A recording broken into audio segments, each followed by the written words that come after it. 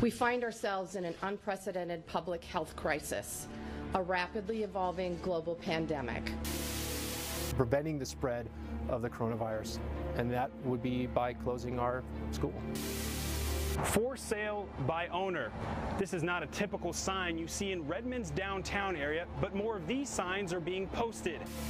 The mental well-being of our young people, the suicide rates, the anxiety, the depression that's rampant. Carry out and delivery only with no on-site consumption. Not only know that this is real and kind of help deal with the shock that we talked about, but also that I'm not alone. Most of us have never experienced anything like this. It was like going over to a switch on a wall and just flipping it.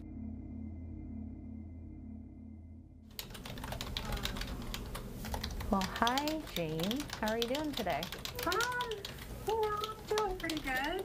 It's been a year since the shutdown transformed the world we live in. But at the Deschutes County Stabilization Center, this world is all they've known. It has been a challenge for all of us. The facility opened in June to help anyone going through a mental health crisis. So what did that look like when you tried? In just 9 months, they've seen more than 1,100 people and 100 children, some of them citing the pandemic as a partial reason for seeking help. It is definitely a prevalent theme that we hear, regularly. And it's affecting their work, too.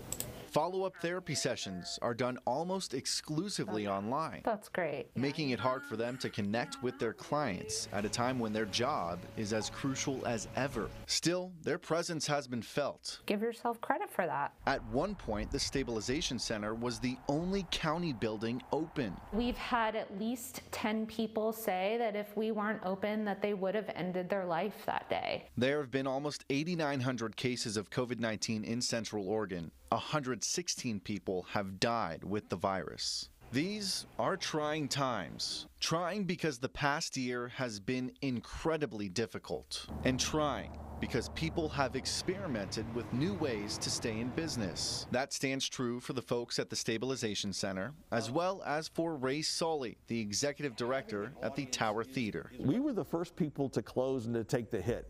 We will probably be among the last people to get to a sense of this is similar to the way it was in 2019. Sully says the Tower Theater typically welcomes 65,000 people and hosts 220 events a year. And before the pandemic, they were on pace for their most successful year ever. Since the shutdown, though, those numbers have dropped by nearly 80%. Causing the theater to lose about $800,000 in revenue. When the rule comes down that you can't be indoors with large gatherings of people, that is the definition of theater and of live performances. So as part of the creative community, they decided to get, well, creative. For the first time, they began offering live streams of local and international performances, exposing the public to new shows that would never have existed in Central Oregon. We're going to be hosting this year's virtual band a cappella festival. We kept saying that although we may be closed, we're not dark. Even after the pandemic ends, Sully says they'll continue to use live streams as a way to enhance the audience experience with behind-the-scenes content before and after shows. Places. Thank you, Places. Other permanent changes will include digital playbills and menus, showing that in some cases, the new normal is exactly that, the new normal. Blend some of those things that are new to us because of protocols and pandemic with what we used to do. Other businesses can say the same. Wild Rose, a Thai restaurant in downtown Bend, will continue its curbside pickup service as long as the city allows it. And owner Rosie Westland says they're launching a new online ordering and reservation system.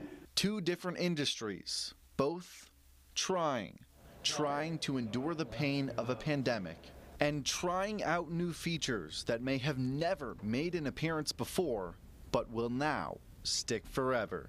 In Bend, Max Goldwasser, News Channel 21.